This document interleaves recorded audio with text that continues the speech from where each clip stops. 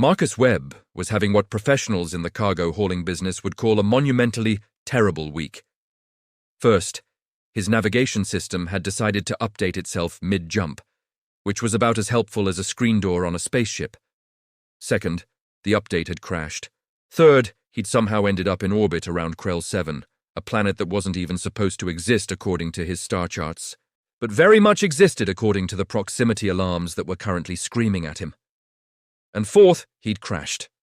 Not a little crash either. A full-on, landing gear crumpled, hull breached, definitely not getting my deposit back kind of crash. So now Marcus found himself standing in what could only be described as a coliseum, designed by someone who'd watched too many ancient Earth movies and had access to way too much obsidian. The place was huge, dramatic, and completely unnecessary. Torches lined the walls, even though they clearly had electricity. There were banners everywhere displaying what looked like angry lizards fighting each other. The whole aesthetic screamed, "We take ourselves very seriously, and you should too." Marcus did not take anything seriously, especially not before his morning coffee, which he hadn't had in approximately 8 hours. "Human Marcus Webb," boomed a voice that somehow managed to echo in a space that shouldn't echo. "You stand before the trial of blades, ancient tradition of the Krellian warrior caste, sacred rite of passage for all who would walk upon our soil as free beings." The voice belonged to Commander Thex, a 7-foot-tall reptilian alien with 4 arms, scales that shimmered like oil on water, and apparently a flair for the dramatic. He wore armor that looked ceremonial and deeply impractical, covered in engravings that probably meant something important to someone who cared. Marcus didn't care. Hey, quick question," Marcus said, raising his hand like he was in a particularly boring lecture. "Is there any chance I could just pay a fine or something? I've got about 4,000 credits and a really nice set of mag wrenches I could throw in." Commander Thex's face did something complicated. His scales rippled in what Marcus assumed was offense. "The trial of blades is not a matter of currency, human. It is a matter of honor, of tradition, of proving one's worth as a warrior in single combat with the sacred blade that has judged 10,000 years of champions." "Right, but I'm not a warrior," Marcus pointed out reasonably. "I haul cargo, mostly industrial lubricants and recreational substances for Centauri beach resorts. I'm not really in the stabbing people business." "Nevertheless," Thex continued, completely ignoring Marcus's excellent point, "Krellian law is absolute. Any being who crashes upon our world must either pass the trial or serve 10 years in our military complex as a maintenance worker." Marcus blinked. 10 years of janitorial work, or I pick up a sword once." "The trial blade," Thex corrected, with the kind of reverence usually reserved for religious artifacts. "And yes, that seems like a disproportionate punishment for a navigation error. It is not punishment, it is opportunity. Many warriors across the galaxy would give anything for a chance to be judged by the blade." Marcus looked around the Colosseum. There were actually crowds gathering in the stands. Apparently word had spread that a human was about to attempt the trial. Great. Nothing like public humiliation to really cap off a terrible week. "Fine," Marcus sighed. "Let's get this over with. Where's the sword?" "It is not merely a sword," Thex said, and Marcus could already tell this was going to take a while. "It is the trial blade forged in the heart of a dying star by the first Krellian warlord, tempered in the blood of the great serpent of Vexnar, and imbued with the ability to judge the very soul of any warrior who grasps its hilt." "Cool. Where is it?" Thex gestured dramatically to a raised platform in the center of the arena.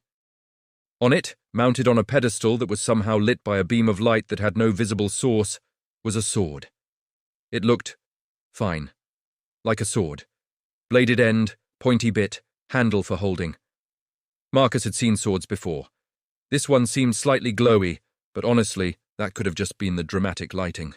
"When a warrior grasps the blade," Thex continued, apparently unable to help himself, "it judges their skill. White for a novice, blue for competent, gold for a master. The brighter the glow, the greater the warrior." "And if I'm none of those things?"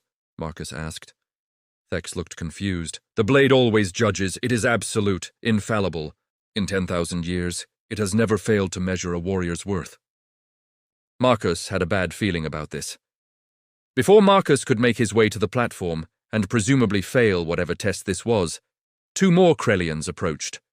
One was built like a tank had merged with a professional wrestler, all muscle and scales, and what Marcus was pretty sure was smugness. The other was smaller, younger, and looked actively nervous. "I am Vix," announced the large one, flexing all four arms in a display that seemed both impressive and deeply unnecessary. "Three-time trial champion, bearer of the Golden Radiance, slayer of the void beasts of Sector 9. He paused, clearly expecting some kind of reaction. Marcus gave him a thumbs up. "That's great, man. Good for you." Vix's confident expression faltered slightly. You understand what those titles mean, yes? The Golden Radiance is the highest judgment the Blade has ever given. My skill is unmatched across 12 systems. "Sure, okay," Marcus said. "I'm Marcus. I haul stuff. One time I delivered a shipment without filing the paperwork wrong. That was pretty cool." The smaller Krellian made a sound that might have been a suppressed laugh. "I'm Pip," he said quickly, shooting a nervous glance at Vix. "Junior officer. I'm supposed to, record the trial results and make sure everything follows protocol." "Is there a bathroom nearby?" Marcus asked. "I've been holding it since the crash." Pip pointed to a side corridor. "Third archway on the left, but you should probably wait until after the trial. Commander Thex gets really upset if people delay the ceremony." "The ceremony takes 2 hours," Vix interjected proudly. "There are 7 sacred chants, the lighting of the ancestral flames, the recitation of all previous champions' names, and the—" "I'm good, actually," Marcus interrupted. "Let's just do the sword thing." Commander Thex had apparently overheard because his scales rippled again in that offended pattern. "The trial of blades is not merely a sword thing, human. It is a sacred rite that has shaped Krellian society for millennia. Warriors have traveled across the galaxy for the honor of being judged. Entire wars have been postponed so champions could attempt the trial. Poems have been written about the glory of the blade's judgment." "Okay, but have any of those poems been about how long the ceremony takes?" Marcus asked. "Because if we're workshopping here, I think that's a valid criticism." Pip made that suppressed laugh sound again. Vix looked like he'd bitten into something sour. Commander Thex's scales went through several colors that probably meant things Marcus didn't understand and definitely didn't care about. "The ceremony is tradition," Thex said with forced patience. "Through it, we honor those who came before, those who will come after, and the blade itself, which has served as the ultimate arbiter of skill and valor." "Right, but I'm just trying to leave your planet," Marcus pointed out. "I'm not trying to join your warrior club or whatever. Can't we skip to the part where I hold the sword? It probably doesn't glow very much because I'm not a warrior, and then you let me fix my ship and go?" Vix laughed, a deep booming sound that echoed off the obsidian walls. "Not glow very much? Human, the blade always glows. Even the weakest warrior produces at least a faint white light. The blade measures potential, skill, training, combat instinct, everything that makes a warrior worthy of the title." "I have none of those things," Marcus said flatly. "Then it will glow white," Vix said with a shrug of all 4 shoulders. "Dimly, I'd imagine, but it will glow. The blade has never failed to judge. Not once in 10,000 years." Pip was frantically flipping through what looked like an actual physical book, which seemed wildly out of place in a society that clearly had advanced technology. "It's true," he said, sounding like he was reading from a manual. "The trial blade has rendered judgment on 47,312 warriors throughout recorded history. White for novices, blue for skilled fighters, gold for masters. The intensity of the glow indicates the degree of skill within each category."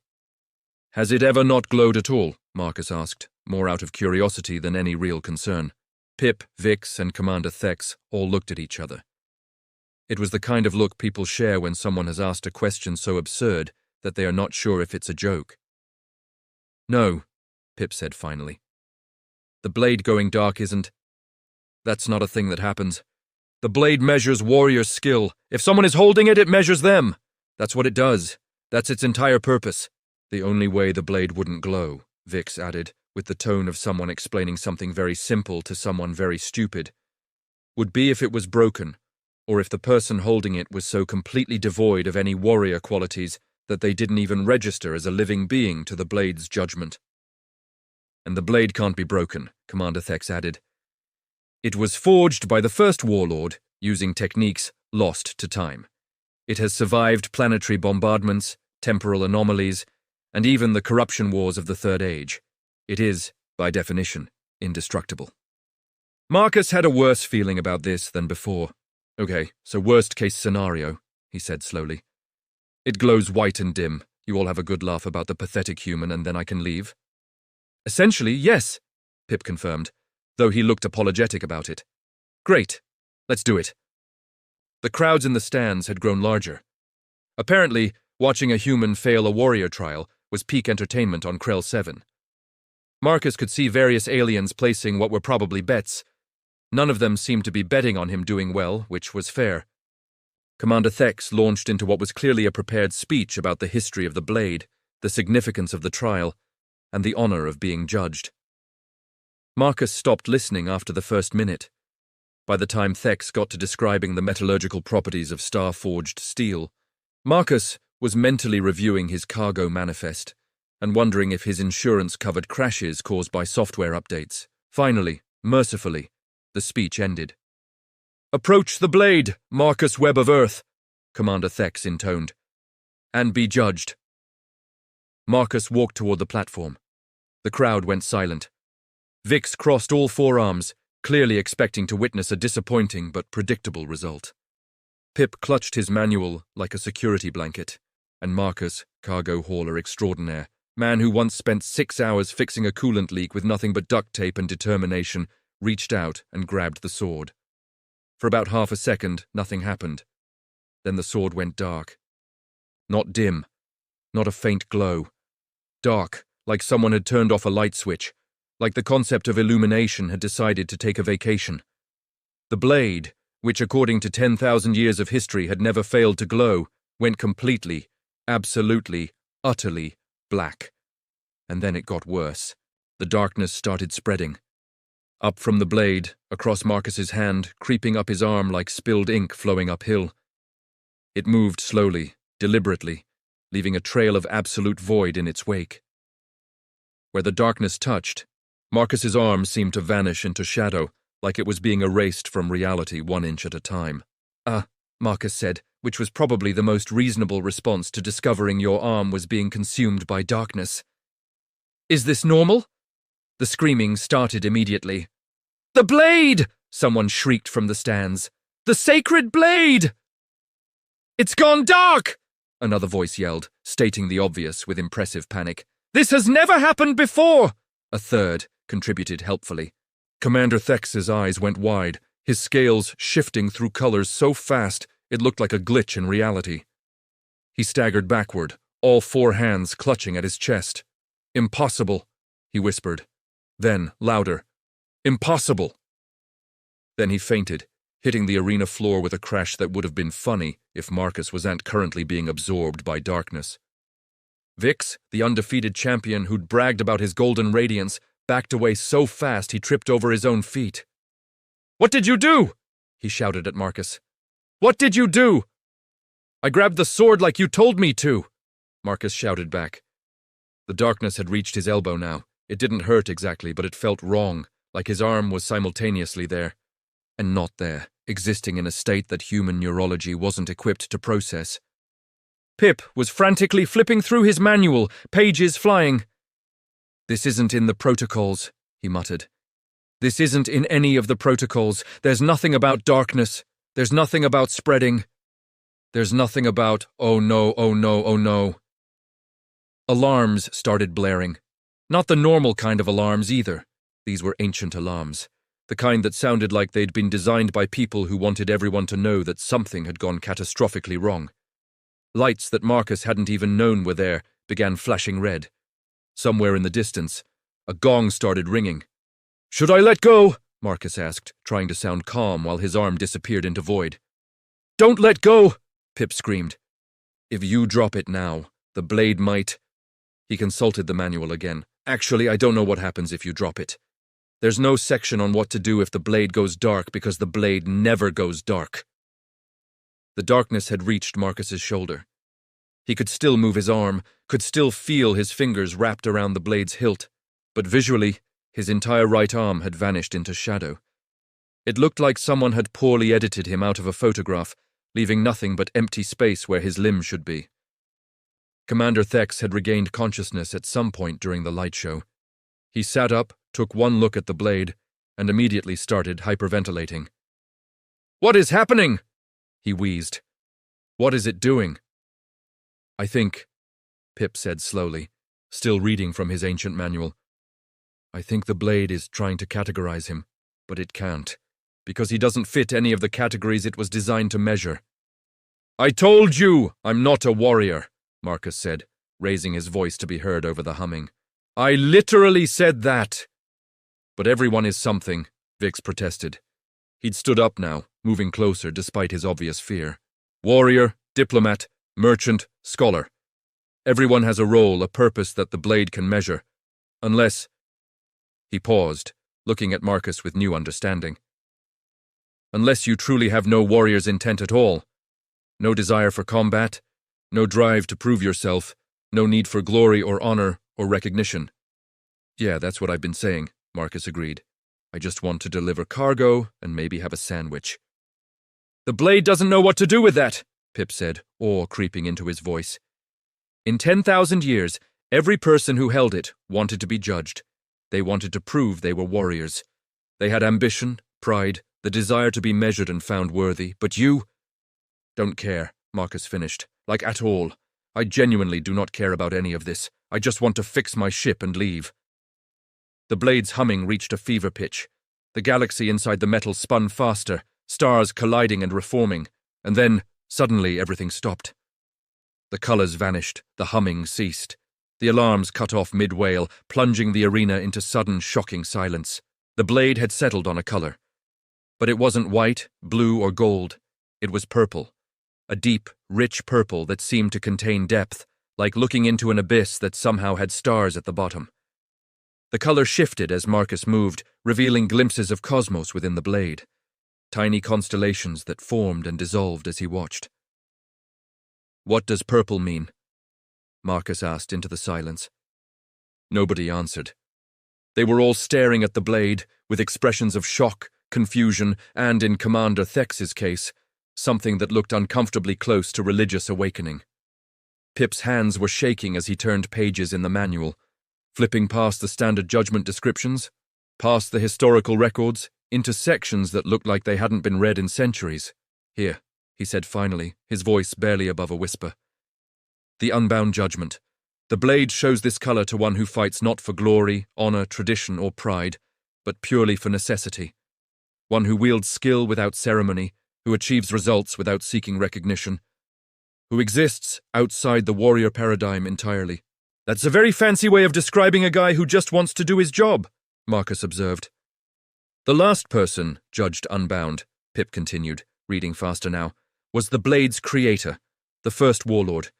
He forged the trial blade specifically to find someone like himself, someone who understood that combat was a tool, not an identity. Someone who could be the ultimate warrior precisely because they didn't want to be a warrior at all."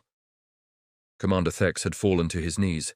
His scales had gone completely white. "The unbound warrior," he whispered. "The prophecy. I thought it was metaphorical. I thought it was just ceremonial text about the blade's creator. But it was literal. The blade was waiting. All this time it was waiting for someone who didn't want to be judged." "So, what does this mean?" Vix asked. He sounded lost, like his entire understanding of the universe had just been rewritten. "What rank is unbound? Where does it fit in our hierarchy?" Pip consulted the manual one more time. When he looked up, his expression was somewhere between amazed and terrified. "It doesn't fit in the hierarchy! It supersedes the hierarchy! According to this, the unbound judgment is the highest possible result. Higher than gold. Higher than any level of mastery. It means the blade recognizes you as operating on a completely different level from traditional warriors." "Cool," Marcus said. "Can I put it down now?" "According to Krellian law," Pip continued, ignoring Marcus's question, "whoever holds the unbound judgment has authority that supersedes even the commander. They're considered the blade's chosen, the ultimate arbiter of combat-related decisions." Marcus blinked. Wait, so you're saying I'm in charge now? Technically, yes, Pip confirmed. Because I don't care about being in charge? Correct. That is the dumbest thing I've ever heard, Marcus said. And I once watched a Centauri try to use a solar flare as a tanning booth. Vix was pacing now, all four arms gesturing wildly. This can't be right. I trained my entire life. I achieved golden radiance. I'm a master warrior recognized across 12 systems. And you're telling me this human, this cargo hauler who openly admits he doesn't care about combat, ranks higher than me because he doesn't care? That does appear to be the situation, yes, Pip said apologetically. I hate this planet, Marcus muttered. The blade was still glowing purple in his hand, stars swirling lazily within the metal. He tried to set it down on the pedestal, but the moment his fingers left the hilt, the blade dimmed, and his hand was pulled back to it like there was a magnet involved. Oh, come on, really? The unbound keep their blades, Pip read from the manual. The blade bonds to its chosen, serving as both weapon and symbol of their judgment until they die, or pass it willingly to another unbound. So I'm stuck with it?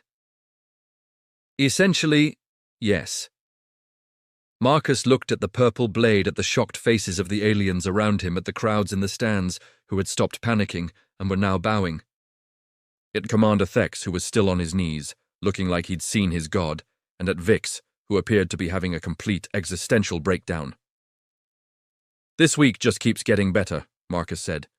The silence in the arena lasted for approximately 5 more seconds before the implications of Marcus's new status fully sank in. Commander Thex was the first to react, rising to his feet with as much dignity as someone who'd recently fainted could muster. Marcus Webb, bearer of the unbound judgment, Thex said formally, his voice only shaking slightly. As commander of this garrison, I yield to your authority in all matters concerning the trial and its laws. Marcus stared at him. You know what? I'm going to use that authority right now. I grant myself permission to leave your planet. Trial passed. Thanks for playing. Wait, Vix said, stepping forward. All 4 of his arms were spread in a pleading gesture that looked distinctly unchampion-like. You can't just leave. You're the unbound. The first in 10,000 years. You have to. There must be ceremonies, teachings. You have to show me how you achieved this level of not caring. That's literally the opposite of the point, Marcus said. I achieved this level of not caring by, and I can't stress this enough, not caring. If I teach you how to not care, you'll be caring about not caring, which defeats the purpose. Vix looked like his brain was trying to process a logical paradox. But I need to understand. I've dedicated my life to becoming the perfect warrior. And you're saying the secret is to not dedicate your life to anything? I didn't say that, Marcus corrected. I'm dedicated to my job. I care about doing my cargo runs properly, treating my clients fairly, keeping my ship maintained. I just don't care about being judged for it or proving I'm better than anyone else. I do it because it needs doing, not because I want a trophy. That's still warrior philosophy, Vix protested weakly. Duty without glory, service without recognition. Those are noble principles. They're not principles, Marcus said, getting frustrated now. They're just how I live. I'm not trying to be noble. I'm just trying to get through the day without everything exploding. Sometimes things explode anyway, like my navigation system. But that's not about philosophy. That's just bad luck and cheap software. Pip had been quiet during this exchange, but now he spoke up. Marcus, before you go, there's something else in the manual, about the unbound's rights and responsibilities. I don't want responsibilities, Marcus said immediately. Too bad, Pip replied, showing the first sign of a spine Marcus had seen from him. According to this, the unbound has the authority to reform laws that are deemed impractical or inefficient. The first warlord used this power to completely restructure Krellian society. You could do the same. Marcus looked at the manual, then at Commander Thex, then at the crowds still bowing in the stands. A slow smile spread across his face. Any law? Any law related to combat, trials, or warrior conduct, Pip confirmed, which on Krell 7 is basically most laws. Okay, Marcus said, his mood improving considerably. First order of business, the law about crashed ships requiring a trial. That's stupid. If someone crashes here accidentally like I did, you help them fix their ship and send them on their way. Maybe charge a reasonable docking fee, but no trials. Trials are for people who actually want to be warriors. Commander Thex's scales rippled with discomfort, but he nodded. As you command, Unbound. In second, Marcus continued, warming to the topic. Your trial ceremony takes 2 hours, that's insane. Cut it down to 15 minutes maximum. Keep the important bits, lose the excessive drama. People's time is valuable. But tradition, Thex began. Tradition is making everyone sit through 2 hours of speeches when they could be doing literally anything else. Marcus interrupted. Tradition changes. That's the point. Third thing, your import laws. I read them while I was waiting for you to finish your speech earlier. You require 17 different permits for cargo haulers to land here, each one taking 3 days to process. Why? To ensure proper security and... It's to create bureaucratic jobs, Marcus said flatly. I've seen this on a dozen planets. Some administrator decided to add a new permit requirement to justify their position, then someone else added another one, and suddenly you've got 17 layers of nonsense that don't actually make anyone safer. Streamline it. 3 permits maximum, same-day processing. Pip was frantically taking notes. Vix had sat down and was staring into the middle distance, probably contemplating his life choices. Commander Thex looked like he wanted to argue but couldn't, bound by the very laws Marcus was now reforming. Also, Marcus added, your arena here? Way too dramatic. Ooh. Half the torches aren't even necessary. You've got perfectly good electrical lighting. And the obsidian walls are probably murder to maintain. Consider switching to something practical, like reinforced composites. They look fine and won't crack if someone bumps into them too hard. The obsidian is traditional. The obsidian is expensive and impractical, Marcus countered. Look, I'm not saying you have to get rid of all your traditions. Keep the ones that matter, the ones that actually add value to your culture. But lose the stuff that exists just because no one's bothered to question it in a few thousand years. Pip had stopped taking notes and was now openly grinning. I like this, Unbound, he said to no one in particular. Furthermore, Marcus said, really getting into it now, your whole warrior caste system? It's creating some weird social dynamics. I've been here 3 hours, and I've already noticed that non-warriors get treated like second-class citizens. That janitor job you threatened me with. 10 years of service should be respected, not used as a punishment. Make it a proper position with proper pay and benefits. The maintenance workers are paid, Thex protested. Are they paid the same as warriors of equivalent rank? Marcus asked. Thex's silence was answer enough. Yeah, that's what I thought. Fix that. Equal pay for equal work, regardless of whether someone's job involves stabbing things or cleaning things. These reforms, Commander Thex said slowly, will fundamentally change our society. Good, Marcus replied. Societies should change. That's how you know they're alive. Stagnant cultures are dead cultures. They just haven't noticed yet. Vix suddenly laughed, a sound that held no humor. You know what the worst part is? You're right, about all of it. I've spent years navigating those import permits. I've sat through countless ceremonies that could have been emails. I've watched talented people get stuck in maintenance work because they didn't want to fight. And I never questioned any of it because that's just how things were. But you show up, crash your ship, break our most sacred artifact and immediately start fixing problems we didn't even realize we had. I didn't break your artifact, Marcus pointed out. It's working fine, see? Purple. Very glowy. The blade pulsed as if in agreement, stars swirling within the metal. Can I ask you something? Vix said, standing up and approaching Marcus. And I want an honest answer. Do you think I wasted my life, training to be a warrior when I could have been, I don't know, something else? Marcus considered this. Did you enjoy the training? Most of the time, yes. Does being a warrior make you happy? When I'm not having existential crises about humans, yes. Then no, you didn't waste your life, Marcus said. You're doing what you want to do. The problem isn't being a warrior. The problem is a system that says being a warrior is the only valuable thing to be. You can love fighting and still respect people who love fixing toilets. Those aren't mutually exclusive concepts. Vix nodded slowly. The Unbound is wise. The Unbound mostly just wants a sandwich and a nap, Marcus corrected. But sure, we'll call it wisdom if it makes you feel better. Pip cleared his throat. There's one more thing in the manual about the blade itself. It says the Unbound's blade becomes bound to them, serving as both weapon and tool until death. It can't be taken, lost, or destroyed while bonded to its bearer. Great, Marcus said, looking at the purple sword still in his hand. So I'm going to have to explain this to every customs officer in the galaxy. That'll be fun. Actually, Pip continued, the blade can shapeshift to suit its bearer's needs. The first warlord often carried it disguised as a walking stick. The blade hummed again. The purple glow dimmed, and the sword began to shrink, reshaping itself until Marcus was holding something that looked decidedly less sword-like and more like a multi-tool. A very fancy, star-filled, purple-glowing multi-tool. Okay, that's actually pretty cool, Marcus admitted. Can it be a wrench? The blade obligingly transformed into a wrench, with stars inside it. Can it be a coffee mug? The blade hesitated, then became a mug. The stars swirled uncertainly. I'm keeping this, Marcus decided. Commander Thex looked like he wanted to protest the sacred trial blade being turned into a coffee mug, but seemed to remember that Marcus now technically outranked him. So you will be leaving then? He asked instead. Yep, Marcus confirmed. The blade mug shifted back into a more neutral form, something like a baton that he could clip to his belt.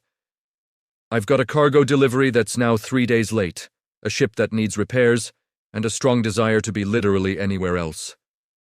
The Unbound may leave at any time, Thex said formally, and may return whenever they wish. They are always welcome on Krell 7. I'll keep that in mind if I'm ever in the neighborhood and feeling nostalgic for public humiliation, Marcus said. He turned to Pip. You're in charge of implementing those reforms, right?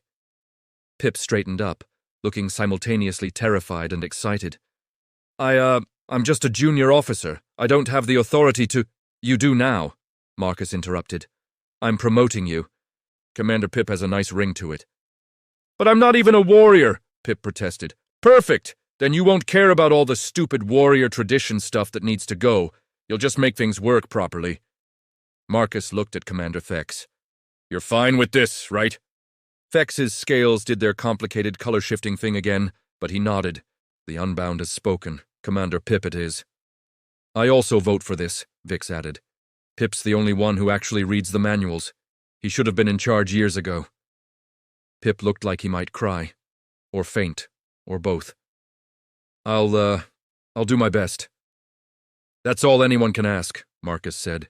He unclipped the blade from his belt, and it obligingly shifted into wrench form. Now, if you'll excuse me, I have a coolant leak to fix and about 1,000 excuses to come up with for why my cargo is late. The walk back to his crashed ship took about 20 minutes, during which time Marcus was followed by a procession of Krellians who apparently wanted to witness the Unbounder's departure. It was incredibly awkward. Several tried to give him gifts. One attempted to pledge their life to his service. Marcus politely declined everything and walked faster. His ship looked even worse in daylight. The landing gear was completely shot. There was a crack in the hull that was definitely going to need professional repair. And something was leaking a fluid that Marcus hoped was coolant, but might have been something more expensive. This is going to take days to fix, he muttered, pulling out his actual tools from the cargo bay. The blade wrench hummed questioningly. No, I need real tools for this. You're great and all, but I don't trust magic space swords to properly torque a hull seal. He got to work.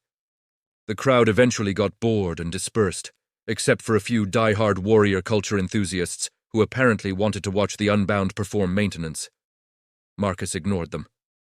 6 hours later, covered in grease and thoroughly exhausted, Marcus had patched the hull, replaced the landing gear hydraulics with spare parts from his emergency kit, and convinced the navigation system to factory reset itself.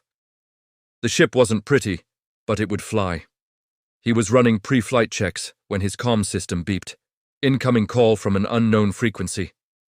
Marcus almost ignored it, then remembered he'd just reformed an entire planet's legal system and figured he should probably answer. Yeah? He said, accepting the call. An alien face appeared on his screen, some kind of insectoid species he didn't recognize. Is this Marcus Webb, bearer of the Unbound judgment? How do you already know about that? Marcus asked. That happened like 7 hours ago. News travels fast in certain circles, the alien said. I represent the Warrior Council of Nexus Prime. Marcus hung up. The comm beeped again immediately. A different alien this time. Greetings, Unbound. I am the High Magistrate of the Warrior Temples of Zeta Station. We have 17 sacred weapons that have waited millennia for... Marcus hung up and disabled his comm system's ability to receive calls from unknown frequencies. Nope, he said to the empty cockpit. Not doing this, not becoming a professional trial taker. I have a job and it's hauling cargo, not collecting magic swords. The blade, currently in coffee mug form and sitting in his cup holder, pulsed with what Marcus chose to interpret as agreement. He finished his pre-flight checks, strapped in, and fired up the engines. The ship lifted off with a concerning grinding noise, but stayed airborne, which was really all Marcus could ask for at this point. He cleared Krell 7's atmosphere within minutes, and set course for his original destination. 3 days late. His client was going to be furious. Marcus would have to eat the penalty fees, probably lose his bonus, and definitely get a bad review on his hauler rating. But at least he'd gotten off Krell 7 with his life, his ship, and a mysterious purple space sword that could turn into a wrench. All in all, could have been worse. His comm beeped again. This time it was his client, a Centauri resort manager named Crix. Webb, where are you? Your cargo was supposed to arrive 3 days ago. I know, Marcus said. I had a situation. Navigation system crashed, literally crashed me onto a warrior planet, had to pass some trial, reformed their legal system, got bonded to a magic sword. You know how it is. There was a long pause. Are you drunk? Stone sober, unfortunately. You're telling me you're 3 days late because you crashed on a warrior planet and reformed their legal system? That's the accurate summary, yes. Another pause. I'm not paying the late fees.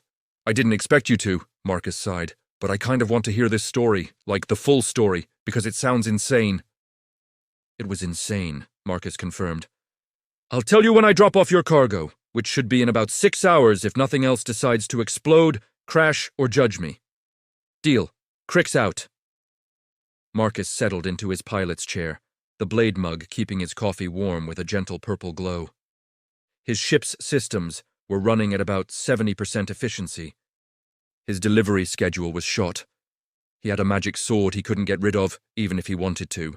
And somewhere out there, probably dozens of warrior planets were already hearing about the Unbound and planning to invite him to their trials. Marcus took a sip of his coffee and smiled despite himself. You know what? He said to the blade. This week still sucks, but at least it's interesting. The blade pulsed in agreement, stars swirling contentedly within the metal. Somewhere in the distance, Marcus's comm system beeped with another incoming call from an unknown frequency, automatically rejected by his new security settings. And another. And another. Marcus cranked up his music, adjusted course to avoid an asteroid field, and got back to doing what he did best, hauling cargo across the galaxy, one strange misadventure at a time.